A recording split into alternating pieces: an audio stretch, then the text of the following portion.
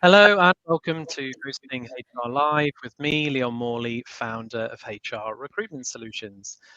We're currently live across YouTube, Facebook, and also on LinkedIn, and they all have chat features. So, if you'd like to get any questions across to our panel, today we're going to be discussing company culture change. Also, if you're watching live on YouTube, or you're watching actually not live on YouTube, but just on YouTube, then please do drop us a subscribe and a thumbs up. That would be absolutely fantastic. We're looking to get our subscribers up on that particular platform. I'd certainly welcome your support there. So I think it makes sense to introduce our wonderful panelists today. So I'm going to start with Nick, if you'd like to introduce yourself to our audience. Hi everyone, I'm Nick Court and I'm the founder and CEO of the People Experience Hub. So we're an employee engagement, culture, feedback platform, and we work with lots of clients around the world to help them understand culture and engagement. And I'm super excited to be here to talk about culture, change and all that stuff. Brilliant. Thanks, Nick. Appreciate that. It's great to have you here. We'll go with Silvina next, if you'd like to introduce yourself. Yeah, of course. Thanks, Leon. I'm Silvina Laiani, founder of Bees Consulting, based in Switzerland. We are a boutique consulting company, and we support medium and large size companies to manage change transformation, whether it's tied to an operating model change, cultural change, and any other thing that has people move from their current situation to anything that's new and they need to understand and want to move towards. Basically, that's it. I'm really happy to be here with all of you and to discuss with you, Leon, Walt, and Nick, and hopefully get questions from the audience as well. Thank you. Yeah, I mean, certainly we're looking for some questions would be great as well. We've got some lined up, so there's been some planning involved, but certainly it's nice to get audiences' views as well and questions too. So yeah, please do get those in. Walt, if you'd like to introduce yourself to our audience. Yes. Good evening, maybe good morning for somebody. Good afternoon. My name is Walt Renfrey. I am the Chief Transformation Officer at Roche in our Farm International division. Excited to kind of offer the perspective of being inside an organization, leading and sort of stewarding really transformative change. And excited to be here and exchange ideas. Great, thanks for joining us. We've already had a question come in, so we'll try and get to that at some point throughout the show. And it's great to see Lisa Hagar and Perry Timms have joined us. So I'm sure there's obviously more will join us soon as well. What we normally do at this stage is we go through and we find out a little bit more about our panelists, and we do that by doing this. It's time for Two Lies, One Truth.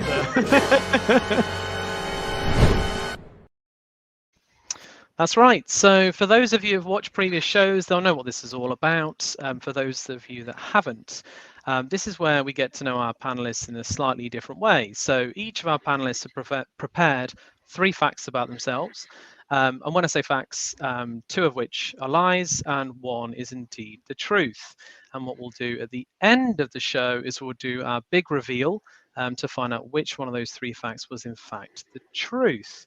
So certainly stay tuned right to the end and you'll find those out. So we'll go in the same order. So Nick, if you'd like to tell us your 3 facts, please. Okay, so I've got to give them a poker face. Poker face is on now. So I was very nearly in the Eurovision Song Contest. Okay. I was very nearly a trade union official. Okay. I was very nearly in a successful punk band. Okay. They're cool. Okay. Plenty to think about there. Yeah, poker face. Don't say anything else. I sometimes want to ask questions at this point, like, oh, which band, just to see whether I can try and figure it out. Mustn't do that. We'll wait to the end. So, what are your 3 facts? So my 3 facts are that First of all, I love to dance tango. Okay. Oh, that's cool. Secondly, I can dance Scottish dance. And the third one is I met Donald Trump 4 years ago when I visited the US. Okay. Okay. Interesting. Walt, what are your three? I was raised by a proper spy, like CIA, legit spy.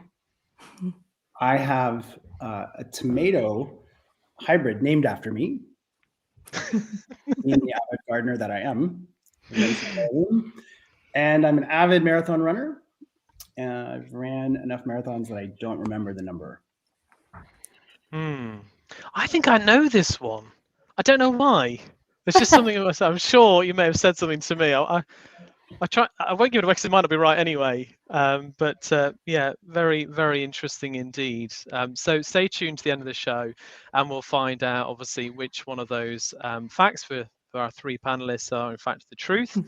But let's talk about company culture change, shall we? So let's start with, I mean, one of the things that I always think about when we talk about company cultures, and I spend a lot of my time talking to candidates about, well, what's the culture like? And I ask clients, well, how would you define the culture there? Because obviously I'm trying to get a match where people will add to the culture that's existing and fit to that culture as well. So, and I always find it the most difficult thing quite often to describe. And even when I think about in my own organization, sometimes it's quite difficult to describe. So I'm going to ask, and I'm going to ask for a volunteer on this one. How do you define a company culture? Like, how do you describe it? How do you define what a company culture is? Anyone want to take? That's a difficult one to start with. I appreciate. Well, I can give it a shot if you wish. Cool. I mean, Yeah, the short answer is the way we do things here in a company, you know. And then that could mean many things, and it's not contextual enough. I mean, what part of that could be what type of organization is this? Like a hierarchical type of organization where bosses decide what everyone else does, and the people reporting to them don't always have an open door, maybe? Or is this a flat type of organization where we're all feeling like we're at the same level, contributing to the company value? Other ones could be, a dress code, very, tie and suit or jeans. Other ones could be what type of values do we have and we share with the people. So it's not one thing, it's many things, and some of them can be visible and some of them can be invisible, like below the sea line, if you look at an iceberg, What do you think, Walt? So plus one, I think the first thing I would say it's how stuff gets done. So exactly what you said, Selena. I think the other thing is how you feel, like how one feels while they're getting stuff done. So I always kind of think there's a heart and a head part of it. There's very rational parts of culture, and there's very emotive parts of culture. So I think there's an element of sort of how one feels in the organization. Yeah. Nick, did you want to add to that? Yeah, I mean, I think it's a great point, and that the kind of thing about how things work around here, how we do things, how things happen, and it's almost quite pervasive, isn't it? And that culture in an organization, and whether it's, and I know we're going to talk about later, whether how do you design something, how do you maintain something, how do you sustain it through tough times and easy times. But I think the other thing about cultures is culture has this almost strange sort of paradox where it's shared experiences, so it's a shared culture, but it's felt at the individual level as well. So that individual how they walk through the door that day, what's going on in their lives, will be how they interact with that culture as well. So I think that how we do things around here is absolutely how I would describe the culture, but it's kind of that broadening it out a little bit that says, that felt experience is absolutely going to be a combination of shared experiences and individual experiences. And for me, a culture, the test of time for a culture is that it can cope with everything that's going on in people's lives, generally speaking. Yeah, and people can come to work and know what they're going to expect, know what they're going to get when they're there. Yeah, I always think it's something that's, I mean, correct me if I'm wrong, but it's something that can obviously just occur, and it's just something that happens with the behaviours that's there. But obviously, I mean, we'll talk a bit more about how you might change a culture, and also, how you might define a culture and try and, make a culture, like kind of put that culture into a business, if that makes sense. But I suppose understanding your company culture, how important would you say that is for business leaders to understand the culture that's in the business? So I think it is important. I think it's really important. Well, I think there's probably there's a few different layers to this. So I think it's important that leaders, managers, senior people in the organization understand what the culture is expected to be, what the organization expects the culture to be. And I think it's really important for them to also understand whether that culture is being experienced and lived across the organization in the way it was intended, and what were the unintended culture consequences that are going on in the organization. So I think it is important, because if as a company or an organization you've set your stake as this is our culture, if it's drifting somewhere else, then people need to know. Is there a commercial benefit in order for people to be aware of what their company culture is? Like, should leaders be sitting there and thinking, can you have a successful business where the leader's not really conscious about what the culture is, or thinking about what kind of culture the company has? Is that possible? I think he'll be made aware. Okay. Not that anyone will say, but I would think that someone who does not understand the culture or how the environment evolves surrounding him or her will have a difficulty in accomplishing the goals that they have set and the strategy they have set for the company. So there's this quote that says, "Culture eats strategy for breakfast." You cannot deploy a strategy, make it happen, if you don't understand how to do things with your team. And the large team is the organization in the end.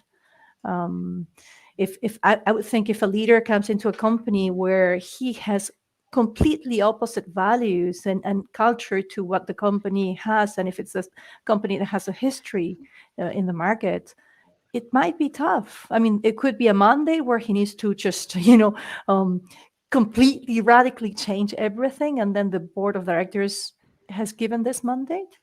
But if not, I think he or she will have a difficult time. I think it was probably easier in the past. And I think because culture can be something really abstract. And, I'm in a company that's celebrating 125 years. And I think there are a lot of people who probably don't really think that often about what our culture is. It just is. And I think it's harder and harder because I think there's more challenging circumstances externally, especially in the world, that means we have to adapt to things, and that there's elements of our culture that we maybe have to question. But I think in the past, maybe it wasn't as big of a deal for some organizations, but it's probably pretty rare these days. I'm thinking particularly because I know what you've done, obviously consulting before, and been on the other side as well. But Nick, Silvina, when you're working with some of your clients, do you ever get a scenario where, and he says, "Oh, this is our culture," and then as you're kind of delving more into their organizational culture, you see actually it's not really what your culture is? Does that happen sometimes, where the leader thinks the culture is a certain way, but actually in the business it's not quite as they defined it? Nick? So I guess there's no horror story that I can relay here. There's nothing where I've gone into an organization, and organizations are huge, by the way. So I've never gone into an organization where somebody at the top or somebody is so distant from their reality of their culture that they think it's one thing and it's completely different. What I would say is it happens in pockets. It happens in bubbles, in silos, in isolation. And I think I saw Perry Timms was on, And I always remember Perry Tim saying to me once about when that silo happens or that bubble occurs, what you end up is this culture that creates itself within a team, because either they've had to fight against something in the organization that won't let them be what they've got to be, systems, processes, policies hold them back, so they create their own culture and they create their own way of doing things, and there's a clash there, and you can see that clash in the organization. Or that silo happens because there's an individual that's driving it. But I would say in the main, most organizations are probably have a good idea about broadly what's going on in their business. I wouldn't say that they are a million miles away. That I imagine there's some exceptions out there, as I've seen horror stories in the media, but not something I've come across. Yeah, I would agree with you, Nick. I think that sometimes you come into an organization, it has happened to me, where you're told this is the way we work, this is our strategy, and everyone sees it like that, and you start meeting with people, and the reality is not that, but it's because it's like a very top-down, very closed leadership that does not consider the wider organization. So that could happen. So it's more of a pitch maybe that leader has, that is not the reality in the end of what the people are feeling. And to what Nick just said, is these bubbles that can occur within our organization, if they are very different from the rest of the culture of the organization, even if that is creating goodwill for that team, most probably that leader will change jobs. Maybe most probably because they have him or her change jobs to have that bubble burst. Unless it's a bubble that needs to become contagious and be like the guinea pig that needs to install something. Yeah. And I guess when you get those bubbles, it's about sustainability of that culture in that bubble, because if that's come from either a very positive leader in a small team or a small division, or a negative person, then that person can move on, and then what you get is a bit of a culture crash happening in that team. And whether that crash is because a leader provides a buffer, or a senior person provides a buffer between a team and the business, or the team and the overarching culture of the business. When that person goes, what you see is conflict and friction and challenges that then sit within that team. And we've all seen teams where one person goes and then, like dominoes, everyone leaves. And it can be that when one good person leaves, it wasn't because they did something sustainable. They did something that was just while they were there. Interesting. There's a sort of question that's kind of linked to this. It goes a bit more into the how, which we want to talk a bit more about later. I'm going to throw it up now. I don't know who it's from, because it just says LinkedIn user. Says, how do you align the it'd be great to know who that was. So if we could find out who that was, it'd be brilliant. How do you align the culture of groups in certain parts of a company with the overall company culture? I suppose when you mentioned about these pockets, how do you bring them in line with the overall company culture? How would you tackle that? Well, the first question I would ask is, why would we want to align them? Is it because they're completely misaligned and then there's an issue there? Or is it because it's not 100% the same thing? In which case, I ask a few questions before going into that blindly. But clearly you need to understand how people are living that, inside and outside that bubble, and see why there's a need for the change.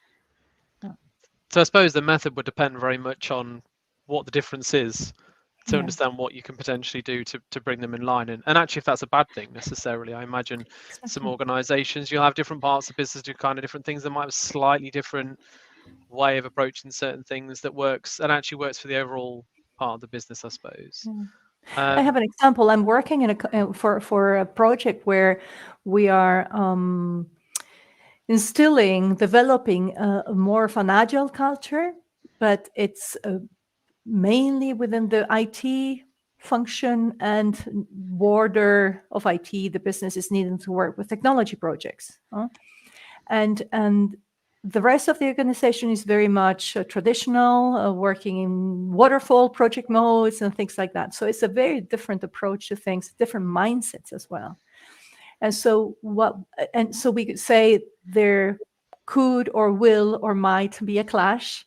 So what we're trying to do is not to assume that the whole organization needs to work with this agile culture, and not imposing that on everyone, but seeing how the mayonnaise gets made and evolving through iterations and through needs, but not try to impose that.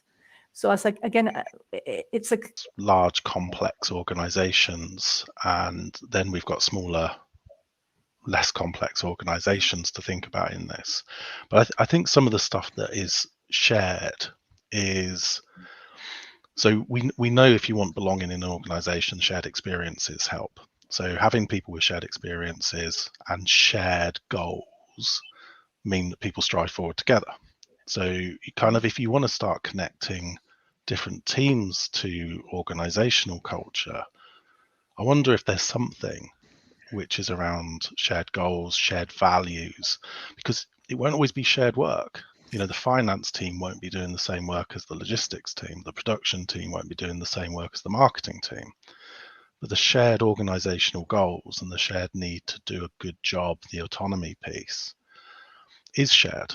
And we know it fulfills personal needs, and those personal needs can fulfill organizational needs. And if we can align people to goals through great communication, or at least good communication, the values that really do work and knit people together, that's probably where you get all of this stuff coming together. You know, an accounts receivable clerk knows what they do and how it adds value, as well as an engineering graduate in the production line.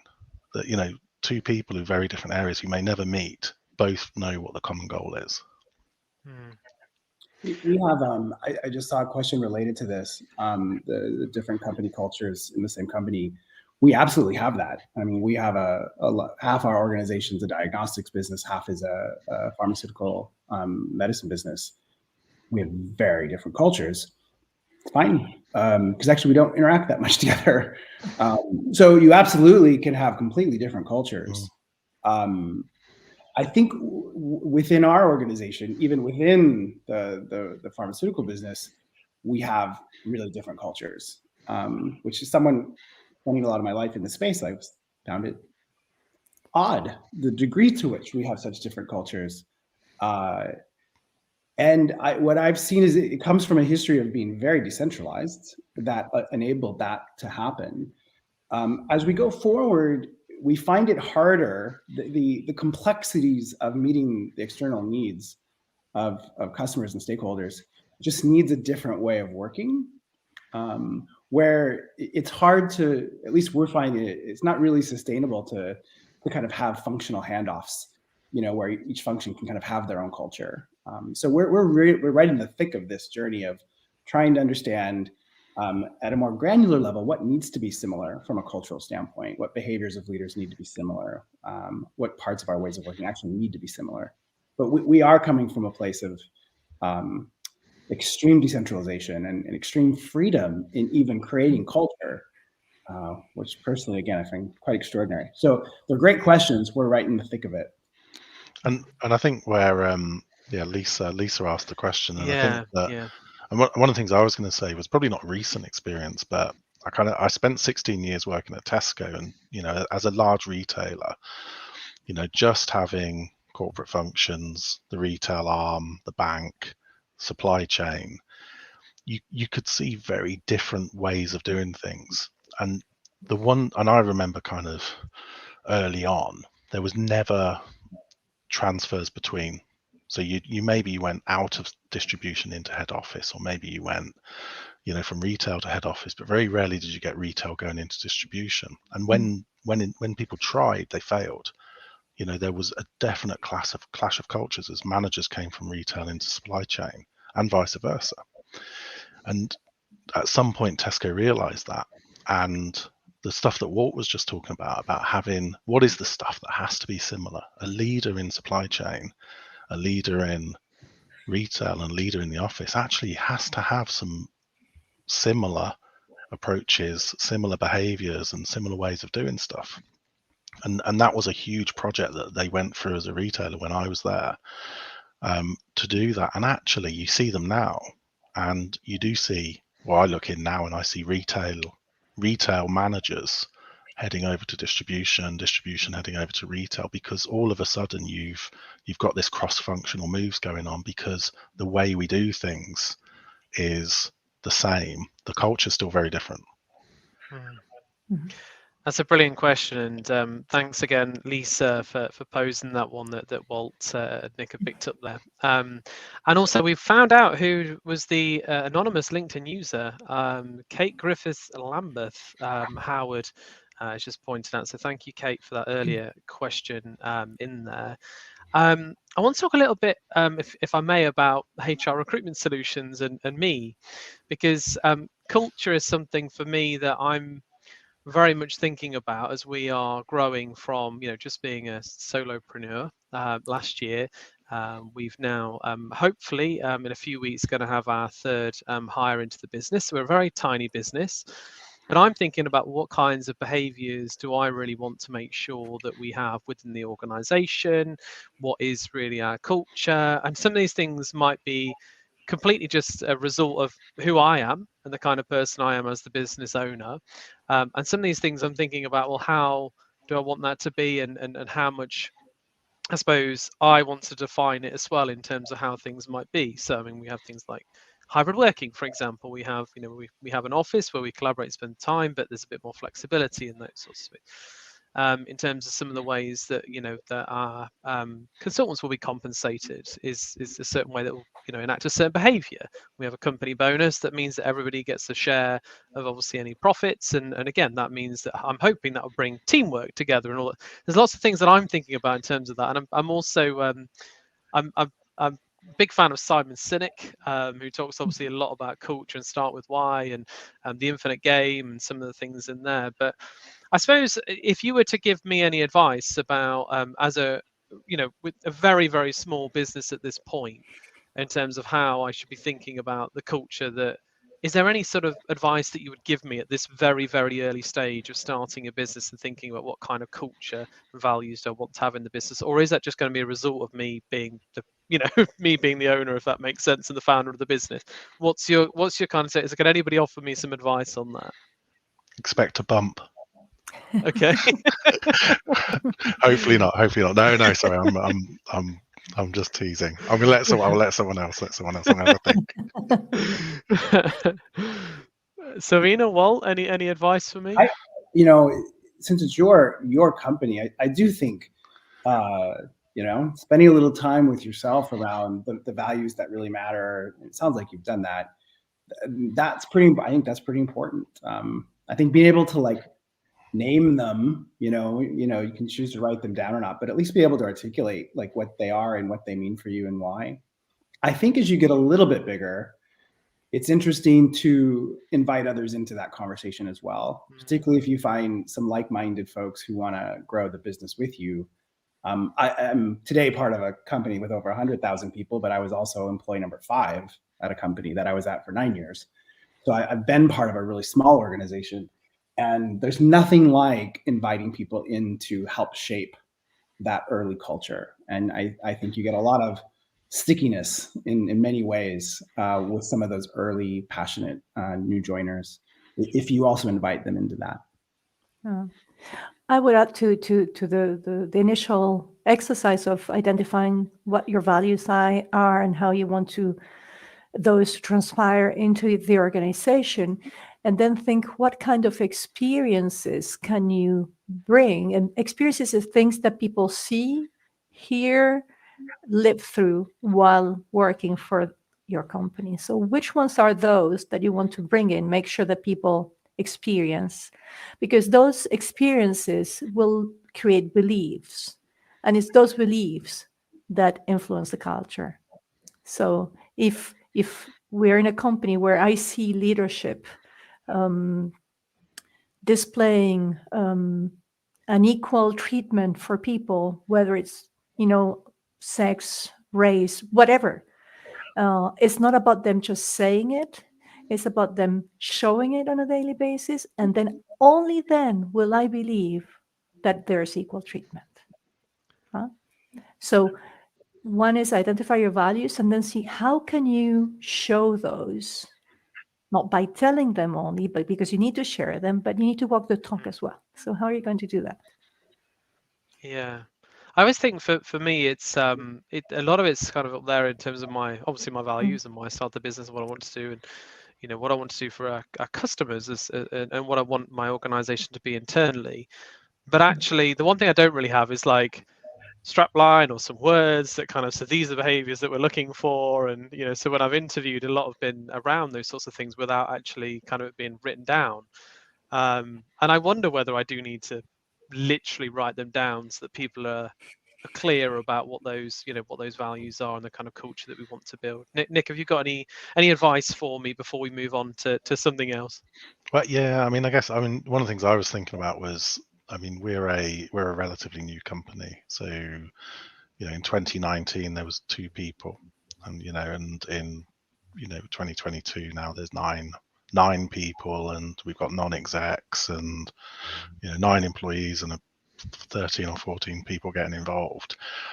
And I guess the stuff that caught me out, or the stuff that I didn't expect, was that as you grow, as you start to bring new people in, you will get that natural challenge as to why do we do that? Why is it like this? So being clear on that why is really good. And I think that you've got a few lenses that you need to look through on this as well. So you've probably got some stuff around your organization and you as an individual, and you've got some stuff where you say, this is the values I have, these are the morals I have as an individual. And you probably recruit people initially that have like-minded, but as you grow, people will be in different situations. No one thought they were going to go into a pandemic in 2020, and the world tested its values and tested what it's going to be doing, and probably adapted and changed a lot of that. We did put values in. I know Perry made a comment there around about how they resisted values. We put values in early on, but recently we've been checking those values and saying, are they the values that we put in 2019? Are they the values that will see us through in 2022?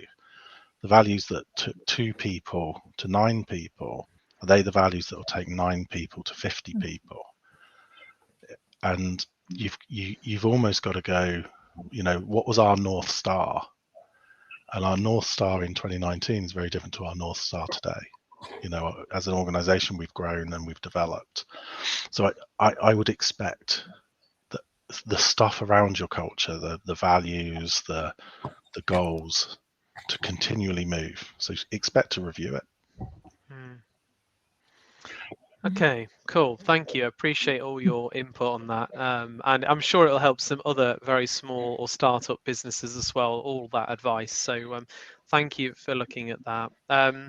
So I suppose then I was quite interested in terms of why undertake a culture change and at what point and what drives those sorts of things. So well, I thought it might make sense to start with you, because obviously you joined Roche was it 3 years ago now, I think? And obviously there must have been a reason why you were brought in to do the role that you were brought in. I'm just wondering in terms of what sort of justification was and what you were kind of asked to do, when you joined as part of your project. Yeah.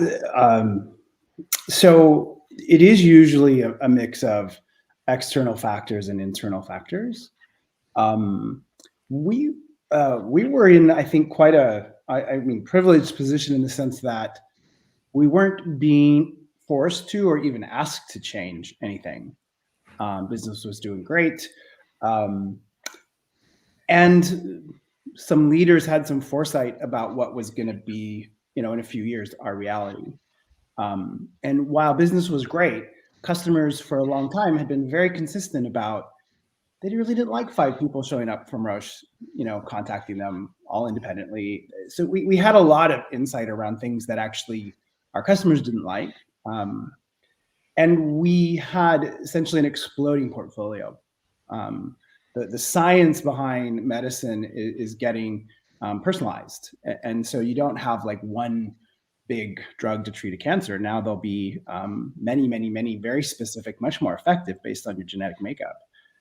So our go-to-market wasn't going to work. You can't just have like hire a new marketing sales team every time you have a new blockbuster, because there aren't going to be blockbusters. So we had that foresight, not me, the guy who hired me.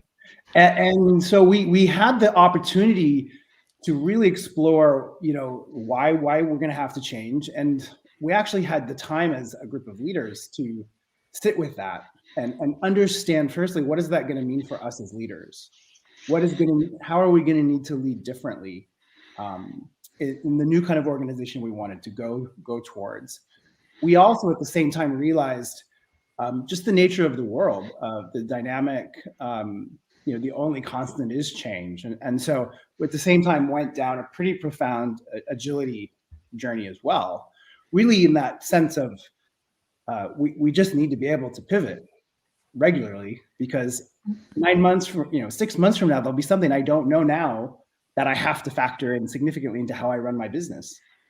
And anyone who doesn't think that's the case today, the kind of famous VUCA world, everywhere is VUCA, right?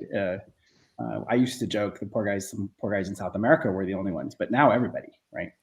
The global pandemic is the screaming example, but in our business, every 90 days something happens. We could not have foreseen that. We have to be able to pivot and adjust towards. So we really came at it from a place of, we didn't have to reduce headcount. We didn't have to change because of an external change that was forcing us to change. We came at it from this place of, if we don't change in the next few years, someone is going to come and make us change. Mm-hmm. And that doesn't happen very often. It certainly wasn't my experience with a lot of my clients in my past lives, but it's been a real privileged situation to be in, where we could do the work we felt was right, particularly starting with leaders and our own mindsets and what we needed to unlearn and learn into. So that's a little bit our context. And I recognize that's maybe not the normal context of why organizations are undertaking a massive change. Yeah, I'm wondering, Silvina, I mean, you talked about that other organization that you're going through some agility piece of change as well. With your clients, is it sort of similar, or is it normally a change because they feel like they absolutely have to because their business is under threat or not performing? Walt mentioned, obviously, at Roche, they weren't really in a position that they needed to change, but felt that actually they should be ready for that at all times. But what generally are the factors that you see that require businesses to decide that they need to make a culture change? Well, it could be different things, Leon. Last year, I worked for a medical device company where there was a need for regulatory reasons to change the way they were operating. So this is mandated, we could say. I mean, the law is changing and we need to adapt to that. Otherwise, our customers will go elsewhere. In this current project, it's the industry. The company has a vision to transform the industry.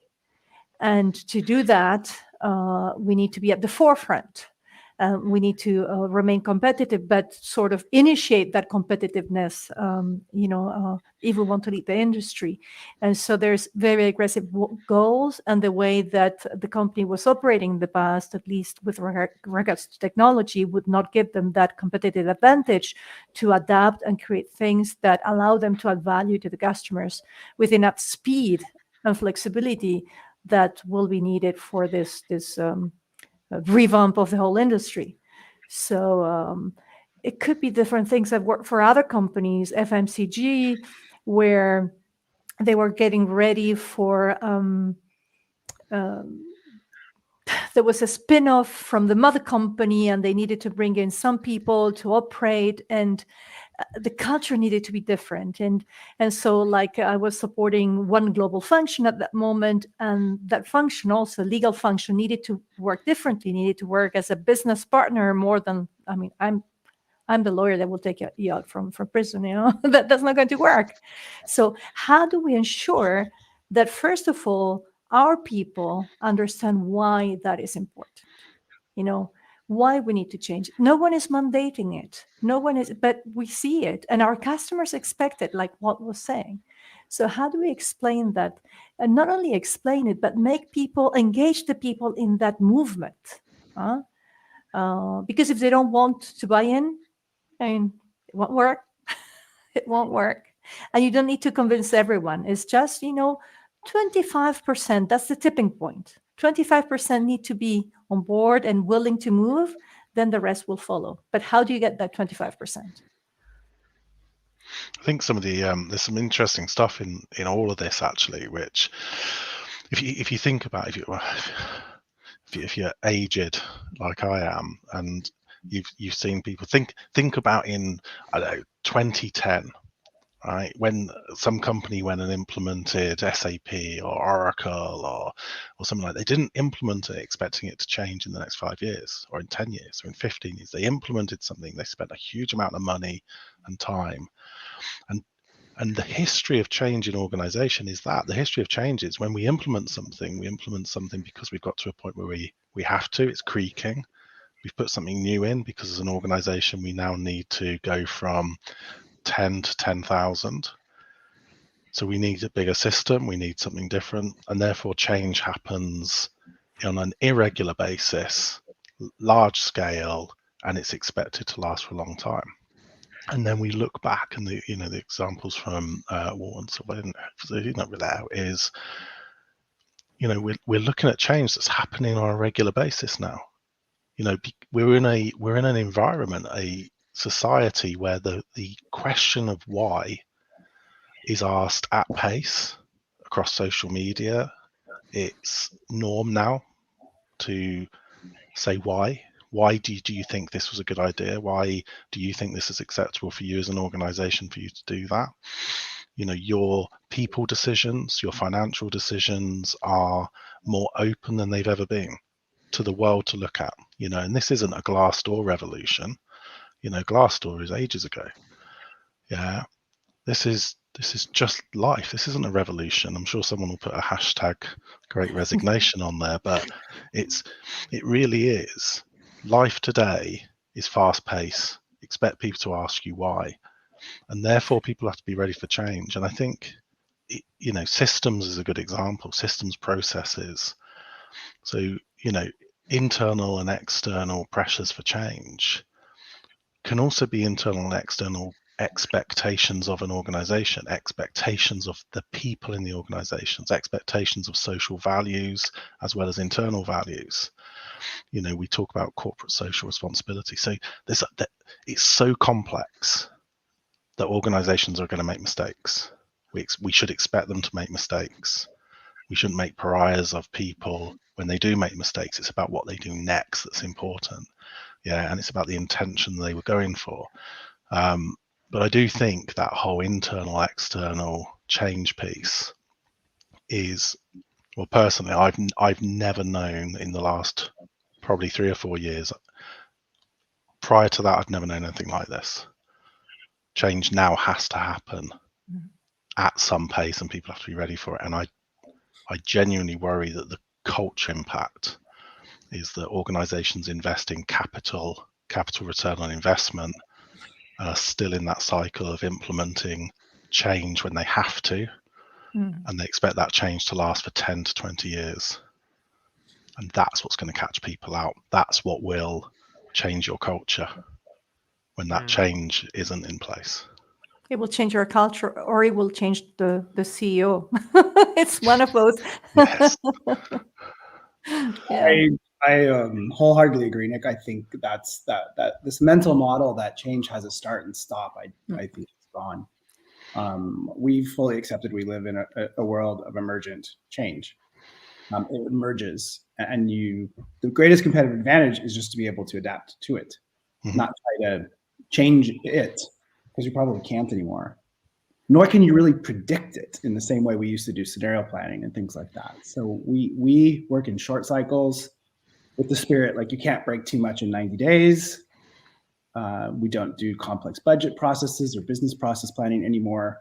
We've realized it's not even useful exercises. It's just a waste of time. Exactly. I was when you talk about obviously change happening and these the reasons and factors behind it. How do you make clear? How do you help, I suppose, organisations, and how do you make clear what exactly the outcome is? I mean, again, Silvina, go back to your example about want to be more agile. Well, obviously, your example at Roche. Like, how do they define what change that they want to happen? Well, I mean, we started with firstly describing particularly outcomes for patients and for society in a bold way. So we talk about by 2030 bringing 3 to 5 times more patient innovation at half the cost of society. As an outcome, we want to see based on the way we are, what we do, how we are, the way we work. We translate that into a little bit more, that's our North Star, to your comment earlier, Nick. We translate that into something more tangible in my day-to-day life is we want to see better outcomes for more patients faster. So we can actually get granular and understand what does better mean, what does faster mean, what does more patients in our work. And so we anchor the why to things that have a really personal emotive connection that people can deeply connect with. And that's one of the things that has helped us at that individual level kind of cope with the amount of change is that we have this extremely inspiring mission and vision that people deeply connect to. Yeah. That's one of the first things that for us that has helped tremendously, and that it's deeply genuine because everyone is a patient, everyone knows a patient. It's something that everyone can relate to. Yeah. I mean, you save lives, for God's sake. It's not difficult to identify with it. That's great. I mean, it's a great advantage. Now, in companies where, they sell other products that are not medicine, you still can find something. I mean, look, White Fund. I mean, they're saving the planet. They're saving, the lives of trees and animals. I mean, that's also a great goal. ICRC, they also have great goals. Nestle, they're feeding the world. You can always find something that people can identify that they want to go for it. I think then the reason for change is what is pushing us as a company to need to change. And is it external? Is it internal? Whatever it is. Now anchor that with your big company mission. I mean, and then you get to the hearts of people. And then you, of course, what Nick was saying, use very good communication, not only one-way communication, because you need to have that dialogue with people. Otherwise, it's a bit sterile, or just pushing and spitting words that in the end, if you don't use this agile approach, as Walt was saying, you cannot adapt to. You need to be listening and adapting to go with the flow and really adapt and say and communicate what your audience needs to hear so they can move forward with you. Thank you. We've had a question from Perry. How do the panel see the relationship between rules and culture? Do rules create more certainty and thereby help culture stabilize at times of change, or are more rules going to choke cultural evolution? It's an interesting interplay. Go on, Nick. I think this is a really interesting question, and one of the things I was thinking about as we were talking earlier was, where we are in a world of change, and therefore change is going to be a norm. What do people want? Most people don't want disruption. Whenever you hear the word disruption, we bandy it around as being a good thing, being disruptive, but most people don't want disruption in their life. Most people want to know that when they get up in the morning, they know what to expect from the day. Yeah, they know what they're going to do. So I think this is where you get that balance, where when you get your culture right and you get expectation, I know what I'm going to have, what's going to happen today. That's where you get to that piece around coping with change. And what do I think about rules? I guess where I am at with rules is I think we live in a society where rules are the norm. I think people know what to expect from certain rules. And we have rules that are floors and we have rules that are ceilings. Yeah. And I think in an organization, probably what we need to have is, I had a really good expression, which was freedom in a framework. So we need to have a framework of rules around what we expect people to do, how we expect them to behave, what we will tolerate and what we won't tolerate, and what will happen, what are consequences. Those are the rules that you've got to have, and probably some of those are legislative. But if you can build that framework and give people that freedom that says we don't want to stifle innovation or evolution, we want to keep growing. So that framework allows you to have maneuverability. It's not a hard wall, you can push against that wall. I think that's probably where you get the balance right. So you don't have a totalitarian company and you don't have one that's completely free form. It's not even somewhere in between. It's probably just somewhere in that scale that says that you'll get that right. I'm just struck. In the 3 years I've been at Roche, I don't think I've ever heard the word rule ever. So I'm just sort of. I think it is a great question. But actually, everything you said, Nick, is actually what we talk about is the behavioral norms and what we tolerate and don't tolerate. That's the language we use almost on a daily basis. What do we recognize? What do we not recognize in our formal communication and our informal communication? What do we tolerate? What do we not tolerate? I was just struck by we're culturally a place that likes to think we don't really probably have rules. And playing on the word culture as well, you've got to create a culture, and you're not trying to create a cult. I think that's really important. You look at cultish companies, and you have to question that sustainability of those companies as well. You see, those rock star entrepreneurs who carry on being rock star entrepreneurs. We've all seen companies in the press where the cult of that company has been not culture, but has been a cult, and it doesn't work. You've got to have something in there. I think somehow the values that we were discussing about before are some sort of rules to guide behavior and align everyone against behind what's expected and what's accepted and not accepted. Then rules, if you want to create innovation, again, freedom within a framework so that everyone is going through that innovation process in some sort of common model or framework, but they decide how to apply it. But it's I agree with Walt. The word rules is like processes. It sounds like processes, very stiff and stuff, things that are not to be touched, and that might be dangerous. So freedom within a framework, I love it too. I don't know, Perry was saying he loves it. I do too. Obviously, we've talked about factors of change, what culture is. We've highlighted a little bit about how you might also potentially maintain, obviously, a culture as well with external factors. So let's assume, obviously, that you are a leader, you're seeing these changes, and you want to make this change happen within an organization. How do you go about making that change? Obviously, this is something that all three of you have had lots of experience doing.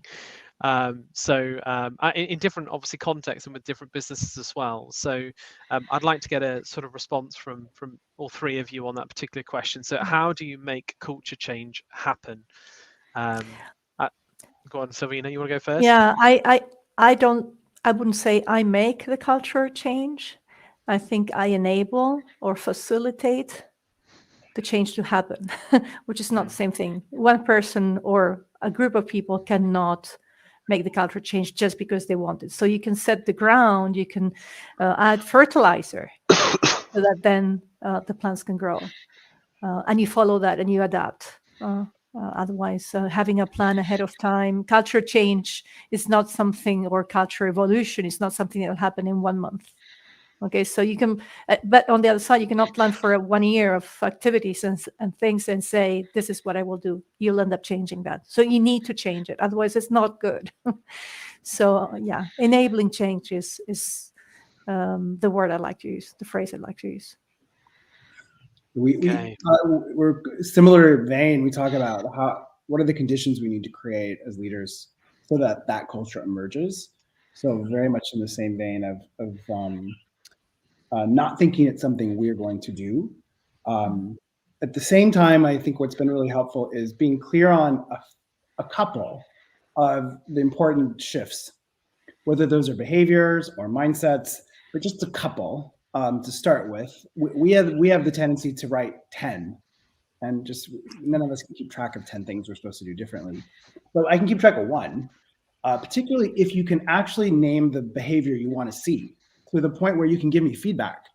And that's, I find that's often really hard. We talk still superficially about mindset change. And it's one of my pet peeves. I'll be in a meeting and people will say mindset 50 times.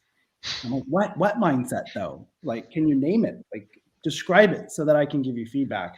I think that's really helpful to get down to that level of granularity on a couple things that particularly leaders can start to role model differently, and then commit to give each other feedback and to commit to ask for feedback and to be open and a bit vulnerable with their folks. And the other thing I think that we have learned is the power of invitational, to invite people in, to co-create the way forward in terms of the how. Particularly when you have that broad aspiration, the really compelling why.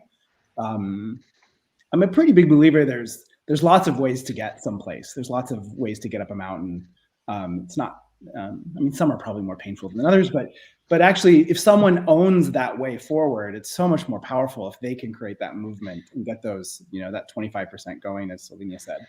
So that's something we've learned. It's just the power of leaders to convene, to invite people in, and then let them actually figure out the way forward. Brilliant. You need some patience. You need some patience. It goes so fast, but it sticks. The likely that it sticks is much better than if you try to top down define a way forward and say that's what everyone's going to do, and I'm going to manage that change. I don't think that works anymore. I don't know if it ever did. And I think the one I really like, or some of the stuff that I really like there, but particularly was the creating the conditions. I think it's like almost, the framework we use in the People Experience Hub talks about just 3 simple areas, which are kind of the environment people are in, the experience they have, and the outcomes. And we've seen time and time again that it's the environment is the lever you pull that gives you the experiences. So if you want people to have experiential stuff going on in your workplace, it's environmental levers. It's line manager behaviors, it's line manager approaches, it's strategy, it's senior management, it's the way of working, it's systems.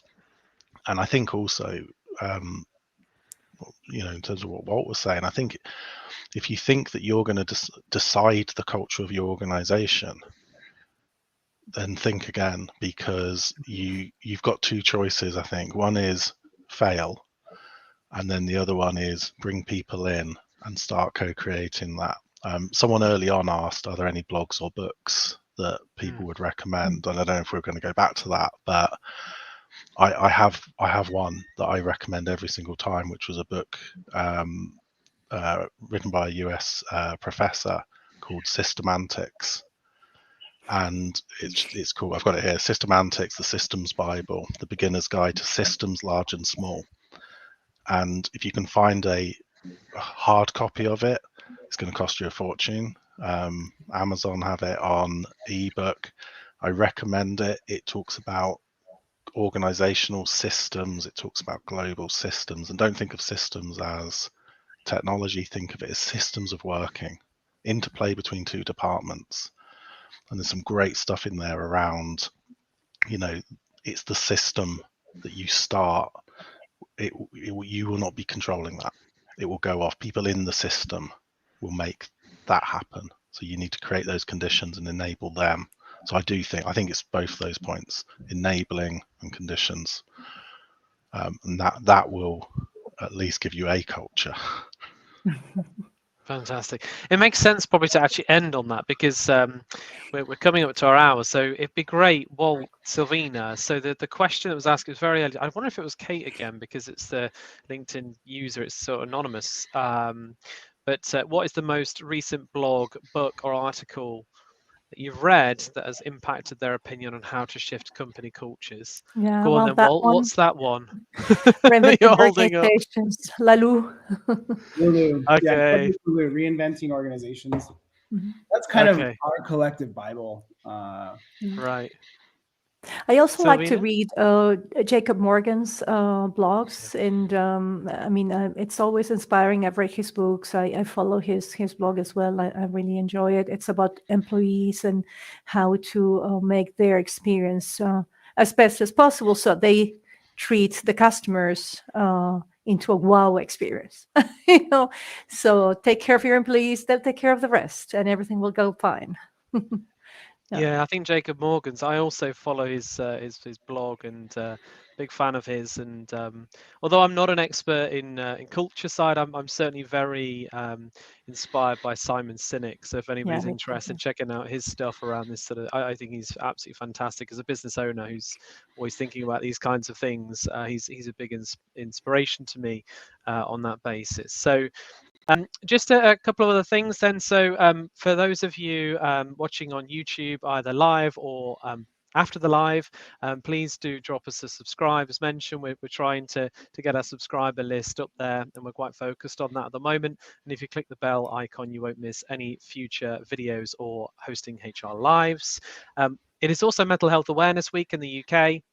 And this time last year, we did a show all around mental health. So what we'll do is we will share that video out. And in fact, it's been shared, I think, by Howard in my company today, a highlight of that. So certainly go check that out. We just wanted to make sure people are aware that there is something in place there and some great tips, great advice in that particular show. So go check that one out. So we need to do our 2 lies, 1 truth reveals. So let's go around. So I'm trying to remember. So Nick, we started with you. Can you remind us of your 3 facts? I was nearly in the Eurovision contest. I was nearly a trade union official. And I was nearly in a punk band. Okay, so what do we think? Sylvina, which one of those do you think is the truth? He was nearly in a punk band. Okay. Walt, what do you reckon? I definitely go with one of the singing ones. I'm going to go with Eurovision. Eurovision. I'm gonna go for punk band. I don't know what. I don't know if it's because of the facial hair and the goatee. Yeah, I don't know why. I don't know why. Go on, Nick. What's Well, the truth? I can't sing for toffee, I'm afraid. So, and I was very nearly a trade union official. My HR career nearly didn't go. I got to a crossroads, or a fork in the road, and I had a choice between taking a HR career and taking a trade union career, and I went down the HR route at the 11th hour, mind. Really? No regrets, I assume, Nick. No regrets at all. If you'd have said you could sing, we probably would have got you to sing as well. So it's probably a good it's a bit of a relief.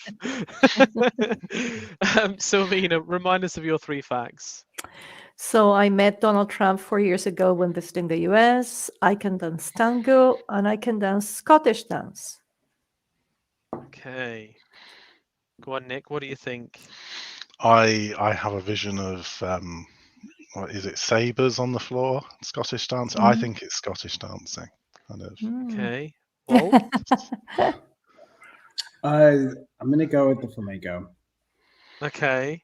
And I'm going to go the opposite. I think Donald. I just think it's different to the other 2, which makes me think that might be the truth. So I'm going to go with you've met Donald Trump.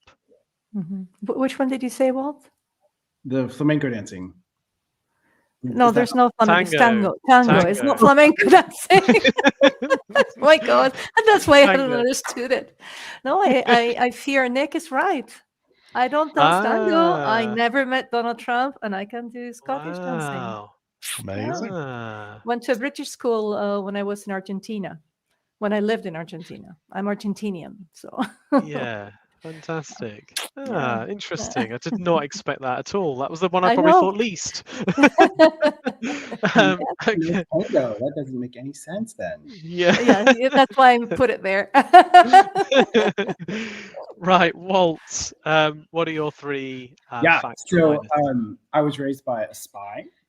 I avid marathon runner, and I have a tomato hybrid named after me. That's it. The tomato. A hybrid. You're going with the tomato. Okay. Is that's what you're going for, Savina? Yeah. Yeah. Nick? Oh, I'm going with the spy. The spy. Could he tell us that though, really, if that was the truth, Nick? I don't know. I mean, I think what if the answer isn't that, it is that. Okay. Yeah. If he's saying Yeah. that's the lie, it's actually the truth. He's just Mhm. yeah, he obviously can't reveal that properly. So I'm gonna go with the marathon run. I don't know why. I feel like you may have told me, so I might be cheating. I feel like you've told me about the marathon. I might be wrong. So I'm gonna go with marathon. Huh. Yeah, my mom was a spy. Oh. Wow. I used to run. I used to run. I have run marathons until my knees decided that told me I shouldn't anymore. And I grow lots of tomatoes. I'd love to have one named after me, but I don't. Fascinating, Okay. fascinating. Wow, that was really insightful. Thank you guys for giving us your 3 facts and obviously, most importantly, for your participation as our expert panel today, discussing company culture change. It's been an absolute delight to have you with us. It's been a delight for those as well, and thank you very much for joining us on the live. And if you're watching this as a recording, then thank you also for tuning in. As mentioned, please do give us a thumbs up. That'll help with the algorithms and help other people see this show. So if you enjoyed it, please do that. And yeah, if you're on YouTube, if you could give us a subscribe, I'd be very, very happy with that. And we'll see you again next month with our next show. Thank you very much for tuning in.